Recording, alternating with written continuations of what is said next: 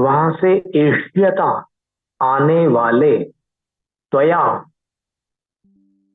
आपके द्वारा इदम पृथ्वी चक्रम, यह जो पृथ्वी चक्र है, यह जो धरती है, जिस धरा पर आप अवतरित होने वाले थे, वह धरती भव्य पुण्यात, भव्य जीवों के पुण्य से कनकमयताम निन्ये, कनकमयता को अर्थात स्वर्ण पने को निन्ये प्राप्त कराई गई। अर्थात आपके द्वारा यह पृथ्वी, आप तो आने वाले थे, अभी तो मां के गर्भ में भी नहीं आए थे, लेकिन आपने आने से पहले ही इस धरती को कंचन में बना दिया। कैसे? तो आपके आने से 6 माह पूर्व सौधर्मेंद्र को ज्ञात हो गया कि आप आने वाले हैं, और कहाँ आने वाले हैं ये भी ज्ञात हो गया। तो उस नगरी में इंद्र ने कुबेर को आदेश देकर प्रतिदिन करोड़ों रत्नों की वर्षा कराई और सारी धरती कंचन में बना दी। तो प्रभु, आपने माता के गर्भ में आने से पहले ही भव्य जीवों के पुण्य के कारण इस धरती को कंचन में बना दिया था, और अब यहां मेरी क्या स्थिति है? तो बोल रहे हैं कि हे जिन,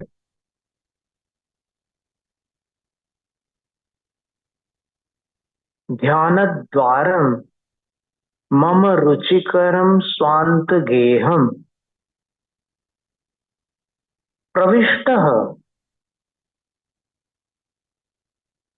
वहां तो आप मां के गर्भ में आने वाले थे, आए नहीं थे, लेकिन यहाँ मेरे मंदिर में, मेरे रुचिकर अर्थात मनोहर सुंदर मन मंदिर में आप ध्यान द्वारम प्रविष्ट, ध्यान के द्वार से प्रवेश पा चुके हैं।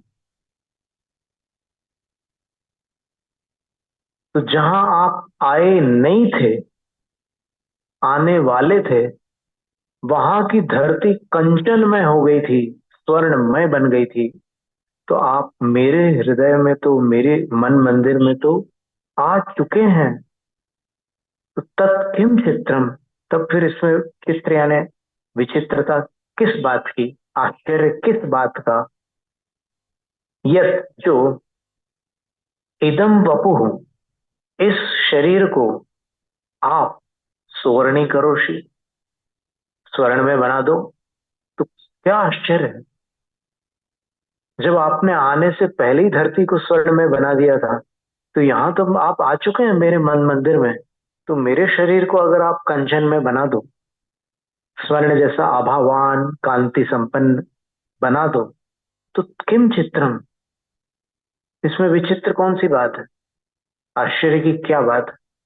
बस कहते हैं कि इसी काव्य को पढ़ने से आचार्य वादिराज मुनि को जो कोढ़ था, वो तत्काल समाप्त हो गया और उनका शरीर कंचन जैसा चमकने लगा, स्वर्ण जैसा हो गया, पूरे स्वस्थ हो गए। थोड़ा कोड उनने बचा के रखा, फिर राजा को दिखा दिया था लास्ट में, वो कथा आपने सुनी थी पर। तो ये बड़ी बात है।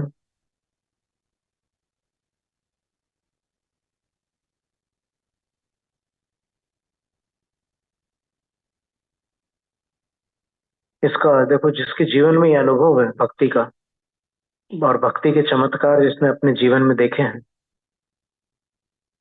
ये बात सरलता से उसके गले उतर जाएगी। और जो शंकालु है, तर्क को तर्क में जीता है, और जिसने कभी ऐसा कुछ देखा नहीं है, उसको लगेगा कि यार ये बात कुछ अतिशयोक्तिपूर्ण लग रही है, कुछ ज्यादा ही हो गया ऐसा लगता है, उसको ऐसा लग सकता है। पर वास्तविकता ऐसी है कि ये सत्य है।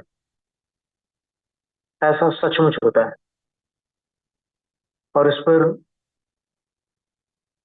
जोसेफ मर्फी ने भी अपनी एक पुस्तक the power of subconscious mind में लिखा है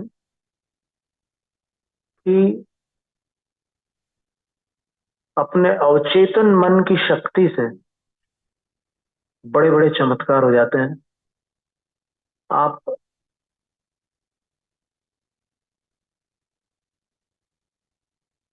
श्रद्धा से कुछ करते हो तो वो काम हो जाता है, और आप शंका से कुछ करते हो तो काम बिगड़ जाता है।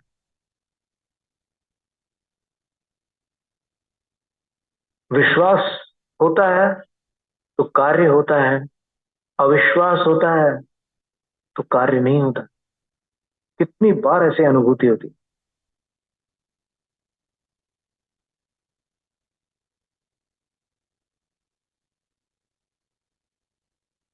सैकड़ों लोग गुरु को आहार देना चाहते हैं, और गुरु अपने संग के साथ भिक्षाचर्या को मंदिर से उतर रहे हैं बाहर। सब अपने अपने घर के सामने द्वार प्रेक्षण कर रहे हैं।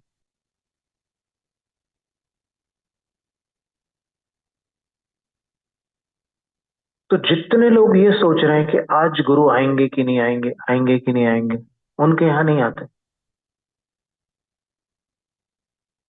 और जिनको अंदर से लगता है आज तो अपने यहाँ होंगे, उनके यहाँ हो जाते हैं। ये बात देखिए कितने लोगों के अनुभव की बात है ये। उन सब से पूछना आप, जिस दिन गुरु के आहार हुए उस दिन क्या मनोदशा थी, ये उनसे ईमानदारी से पूछना। वो याद करके बताएंगे कि अरे हाँ, उस दिन तो हमारे अंदर शंका ही नहीं थी। उस दिन ऐसे दो भेद नहीं थे कि आएंगे कि नहीं आएंगे, ऐसा था ही नहीं। उस दिन तो लग रहा था कि आज हम आहार दे रहे हैं, जरूर देंगे, ऐसा लग रहा था। तो ऐसे ही होता है।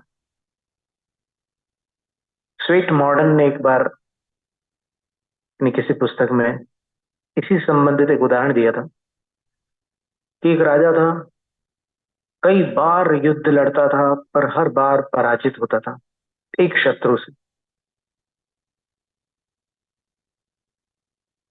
तो किसी दिन उसने मन में सोचा कि कब तक ये नाटक चलेगा, और उसने संकल्प किया कि आज या तो मैं रहूंगा या वो। फिर हार गया वो।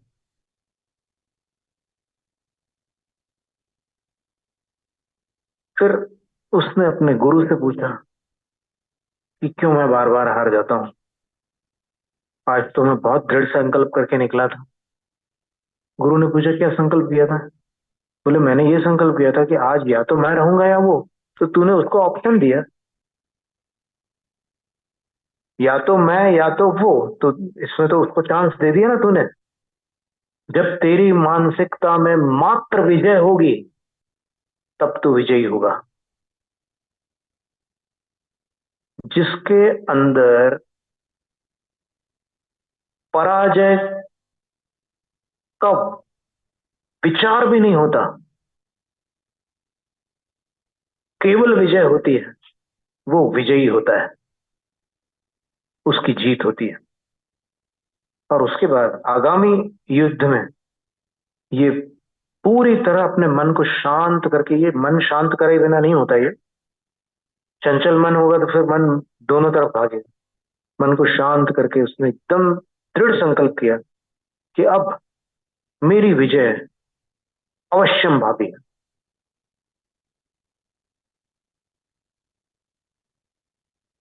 ये भी नहीं सोचा उसने कि मैं इस बार हारने नहीं वाला, नहीं वाला, ये नहीं वाली बात ही नहीं सोची। इस बार मैं जीतने वाला हूं, बस इतना ही सोचा, और जीत गया। भक्ति कभी हारती नहीं। भक्त कई बार हारता है, भक्ति कभी नहीं हारती।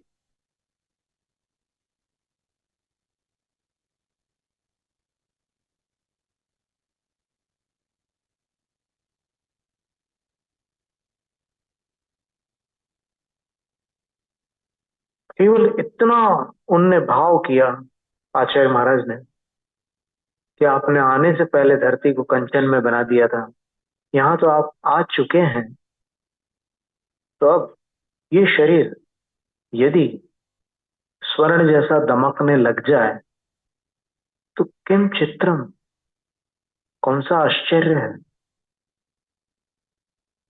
और वैसे ही हुआ।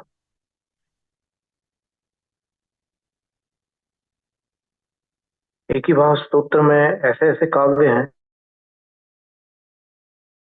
कि यदि आप ध्यान मग्न हो जाए तो आपकी आत्मा की कुछ ऐसी शक्तियां उद्घाटित हो सकती है जो इस समय अनुद्घाटित है। वो रिबन कटा नहीं है अभी तक, बंधा पड़ा है, वो गांठ लगी हुई, कट हो जाएगी, इनॉग्रेशन हो जाएगा, उद्घाटन हो जाएगा, वो शक्ति जागृत हो जाएगी।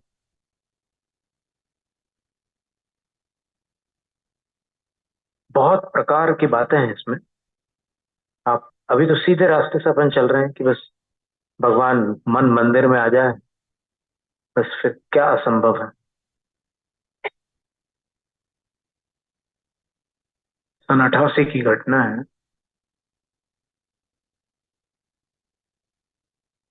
भोपाल से कुछ लोग आए थे, चतुर्मास पूज्य योग सागर महाराज श्री, क्षमा सागर महाराज श्री, और हम भी उनके साथ थे। मंडी बामोरा, भोपाल से 100 किलोमीटर दूर एक स्थान है, वहां पर चल रहा था। तो कोई भोपाल से आए थे और साथ में कुछ कैसेट लेकर के आए थे। उन्होंने पूछा, महाराज जी आप ये प्रवचन के कैसेट हैं, आप सुनेंगे? तो पूछा किन के प्रवचन है? तो बोले कि हमारे यहाँ सन 81 में जिनेन्द्र वर्णी जी आए थे चतुर्मास के समय, तो उनके प्रवचन है। तो हम तो खुशी से पागल हो गए कि अरे, आवाज सुनने मिलेगी जीवन में पहली बार। जिनकी जिनके प्रवचनों की पुस्तक पढ़कर हमने दीक्षा ली, उनके आवाज हमें जीवन में पहली बार सुनने मिलेगी, एकदम खुशी थी। फिर महाराजों ने भी अनुमति दी और सायंकाल 8:30 बजे सब आते थे भक्ति के लिए।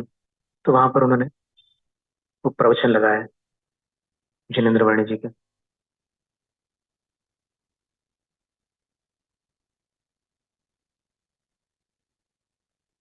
शांत मूर्ति, क्षीण शरीरी, और एक प्रकार से उनका एक फेफड़ा नष्ट हो चुका था, तो फिर उसको अलग करना पड़ा था। पुरानी बात है, उनको टीबी हो गई थी, तो फिर वो फेफड़ा निकालना पड़ा था। और फेफड़ा निकालते समय भी एक घटना हो गई थी।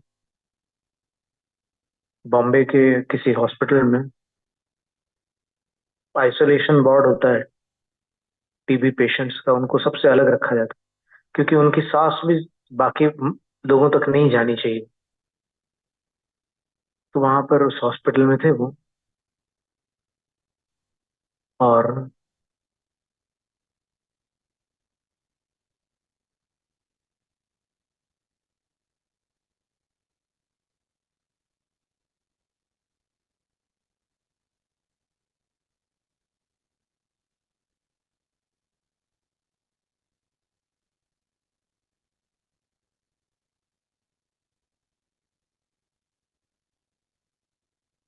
एडिक्ट हो जाएगा वो।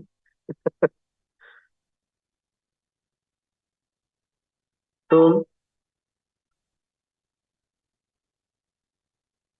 डॉक्टर ब्रिटिशर था, उस समय अंग्रेजों का शासन था।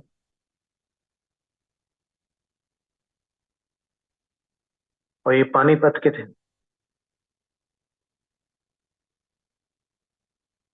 जिनेन्द्र जैन इनका नाम था, अग्रवाल।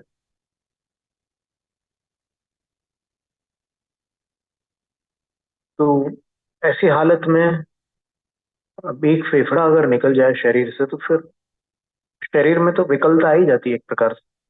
अपन दो फेफड़े से सांस लेते हैं, क्रम से अपनी सांसें बदलती भी है। कभी बाईं नाक से सांस चलती है, कभी दाहिने से चलती है। आप ऐसे देखना, आपको लगेगा यहाँ पर कि हवा इस तरफ आ रही है, कभी इस तरफ लगेगी। कभी दोनों सांस चलती है तो वो ध्यान का समय होता है।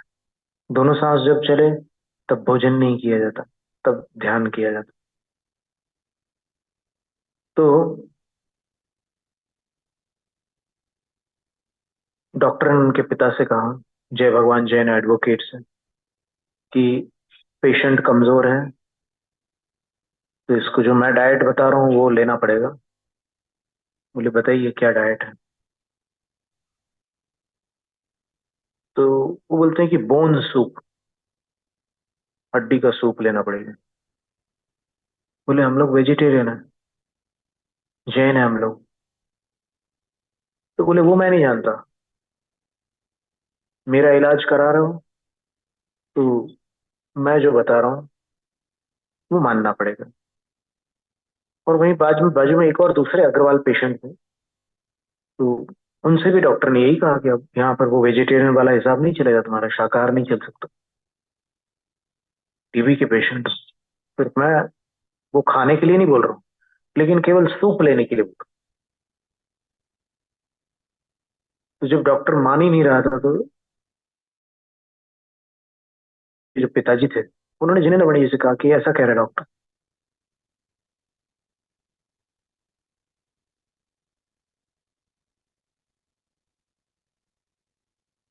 जिन्हें जी बोले कि मैं बात करता हूँ। उनके पिताजी ने बोला कि सर आप पेशेंट से ही बात कर लीजिए, वो आपसे बात करना चाहते हैं। फिर बात की।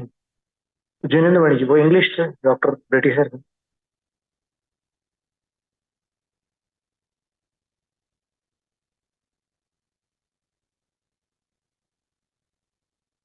Are you sure that I will survive after taking this your prescribed diet? क्या आप विश्वास पूर्वक ये कह सकते हैं कि आप जो बता रहे हैं वो वस्तु अगर मैं लूंगा तो मैं जिंदा रहूंगा?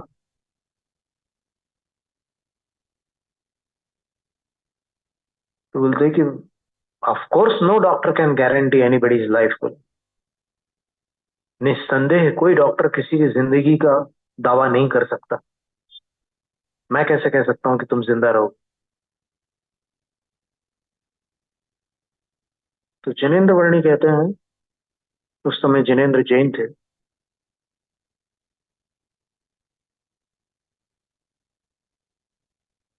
I can guarantee my life that I will survive on vegetarian diet. Are there any objections? मैं दावे के साथ कहता हूँ, गारंटी देता हूँ कि मैं शाकाहार पर जीवित रहूंगा। मैं लिख कर दे सकता हूँ। आपको कोई आपत्ति है? तो डॉक्टर बोलता, well if you are so sure then proceed. और हुआ ये कि वहां लंबे समय तक उनको रुकना पड़ा। वो बच गए और जिसने चालू कर दिया वो खलास हो गया।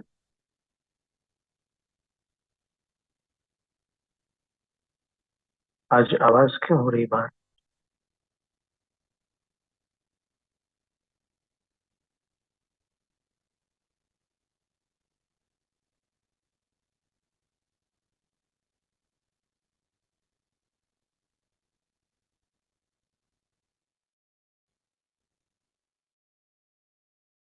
तो ये श्रद्धा में बड़ी शक्ति होती है, विश्वास में बड़ी शक्ति होती है। हमने बच्चों को अहमदाबाद में एक प्रेयर फील्ड की विधि सिखाई थी। जेम्स रेडफील्ड की एक बुक में हमने पढ़ी थी वो विधि। ऐसी विधि थी, बहुत सिंपल, लेकिन हिम्मत चाहिए, विश्वास चाहिए। अगर थोड़ी भी शंका हुई तो कुछ दुर्घटना हो सकती है। वो ऐसी थी। हमने उनको बोला कि देखो ये मैदान है सामने, यहाँ पर बड़ा सांड है और फिर कई बड़ी बड़ी गायें भी घूम रही है। तो उस कॉलोनी में घूमते रहते थे और कोई उनको रोटी देता था, कोई उनको और कुछ खिलाता रहता था। तो वो उनकी आदत थी यहाँ वहाँ टहलने की। लेकिन उनकी साइज इतनी बड़ी थी,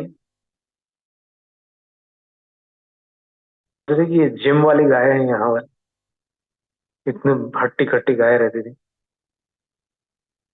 तो हमने बोला कि देखो इसका तरीका ये है, प्रेयर फील्ड। प्रेयर फील्ड का मतलब जो चीज नहीं है उसको विजुअलाइज करना है। इसी का नाम प्रेयर है। प्रेयर का मतलब जैसे आपको कोई तकलीफ है और आपको ये प्रे करना है कि अब स्वस्थता है।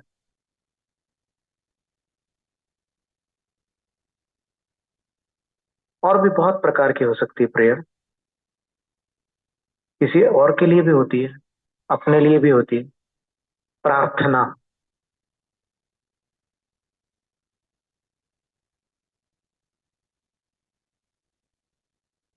उस स्टोरी में ऐसा था कि एक बर्फीली पहाड़ी पर किसी का पैर फिसल जाता है और वो लुढ़कते हुए नीचे गिरता है, पर उसकी हड्डियां नहीं टूटती, वो बच जाता है। तो जब ये जाना जाता है कि कैसे बचा ये,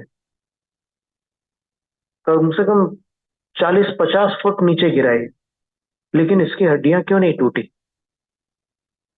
तो फिर उसका समाधान ये था कि मैं उस टाइम प्रेयर फील्ड में था, अर्थात उस टाइम मैं गिर रहा था तो मैं कुछ कर नहीं सकता था।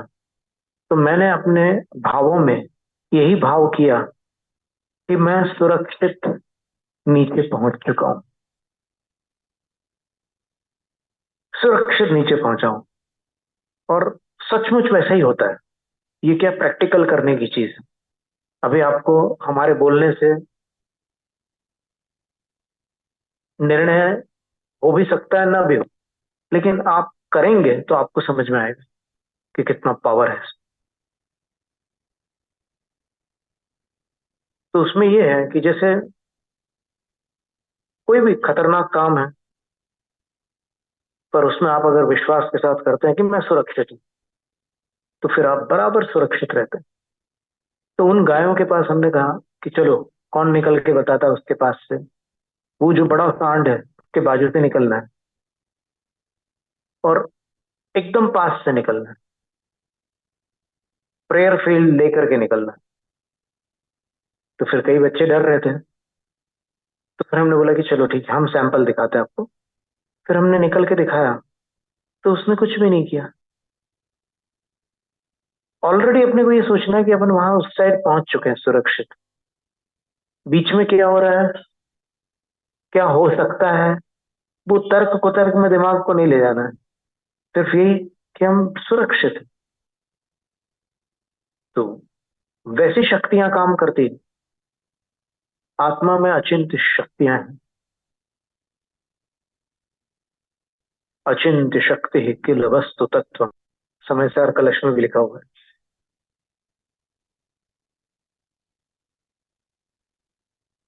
और एक चीज और लिखी है समय सार की एक गाथा में, शुद्धम तु विजानन्तो शुद्धम चैव पयम लहति जीवो, जानन्तो दु अशुद्धम अशुद्धमेव पयम लहति। जो अपने आप को शुद्ध स्वरूप में ध्याता है वो अपने शुद्ध स्वरूप को पाता है। जो अपने आप को अशुद्ध ध्याता है वो अपने आप को अशुद्ध पाता है। क्या मतलब? जो अपने आप को स्त्री पुरुष मनुष्य, पैसे वाला निर्धन, सुंदर कुरूप आदि आदि जो शरीर के विशेषण है, और कुछ पुण्य पाप से जुड़े हुए विशेषण है, तो इनसे जुड़ा हुआ अपना जो परिचय है, उस रूप अपने आप को वो मानता है, जानता है और वैसा ही ध्यान करता है। तो वो अपने आप को वैसा ही पाता है हमेशा। और जो अपने आप को उस रूप ध्याता है, जो अपना शुद्ध स्वरूप है, सिद्ध भगवान के समान जो अपने अंदर स्वरूप है, उसका ध्यान करता है, तो वैसा प्राप्त करता है अपने आप। तो इसी प्रकार हे भगवान, आप मेरे मन मंदिर में हैं, तो अगर मेरा शरीर कंचन में हो जाए तो आश्चर्य की क्या बात है। हो गया। इन घटनाओं को, इन किंवदंतियों को, इन दंत कथाओं को बहुत से लोग प्रामाणिक नहीं मानते, क्योंकि न तो उनके पास उतना ज्ञान है, और न उनके पास वैसी साधना है, और न उनके पास वो पवित्रता है जिससे ऐसी घटनाएं होती है। इसलिए उनको रिद्धि सिद्धि पर भरोसा ही नहीं होता। और वो यहां तक घोषणा करते हैं कि जैन धर्म में कोई चमत्कार फमत्कार नहीं होता। भले मनुष्य एक सवाल का जवाब दे, अरहंत के कितने अतिशय होते हैं? जन्म के 10, केवल ज्ञान के 10, देवकृत 10। ये अतिशय क्या चीज है? चमत्कार के अलावा क्या है ये? तो जो सर्वोच्च हस्ती है जैन शासन में, तीर्थंकर भगवान, उनके पास जब 34 अतिशय हो सकते हैं, तो ये कौन कह सकता है कि जैन धर्म में चमत्कार नहीं होते? बल्कि ये कह सकते हैं कि असली चमत्कार यही होते। बिल्कुल अंधश्रद्धा की कोई आवश्यकता नहीं है। सच्ची श्रद्धा से सच्चे चमत्कार हो सकते।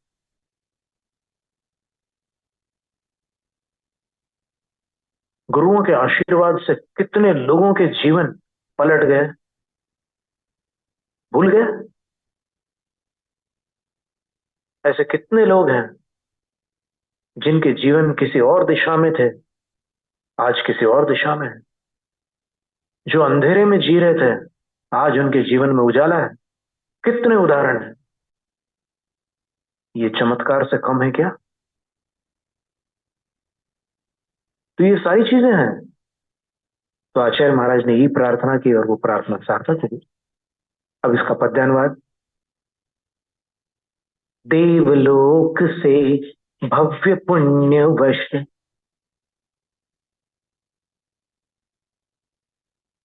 आप धरा पर जब आए, धरा कनकमय हुई पूर्व ही, रत्न सुरों ने बरसाए, ध्यान द्वार से मेरे रुचिकर, मन मंदिर में आप बसे, तब जिन अचरज क्या जो मेरा, तन यह कंचन सा से।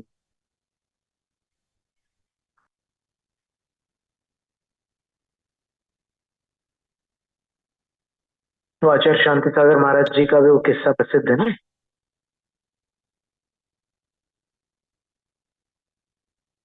1.25 लाख जाप करने दी उनने ब्रह्मचारी जिनदास को, और फिर उनने उनके सफेद दाग पर अपना हाथ रखा, तो वो दाग चला गया। होता है। कई बार डॉक्टर्स मना कर देते हैं कि नहीं, अब कुछ नहीं हो सकता। लेकिन भगवान की शरण में आने पर, या गुरु के चरणों में आने पर, असंभव संभव हो जाता है।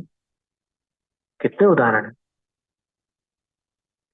कोरोना के समय हमारे कुछ विद्यार्थियों को कोरोना हो गया था। तो एक जाप थी, नमोकार मंत्र के साथ कुछ उसमें बोलना होता था। तो उसकी एक माला सवेरे, एक दोपहर को, और एक शाम को, तीन माला करनी होती थी 3 दिन के लिए। तो उन विद्यार्थियों ने, एक सौरभ और एक सुरभि बहन, दोनों ने 3 दिन के लिए ये क्रम पूर्ण किया और स्वस्थ हो गए।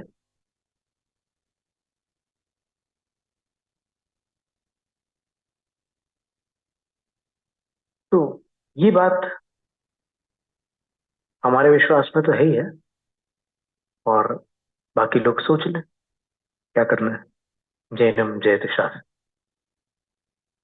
स्तोत्र।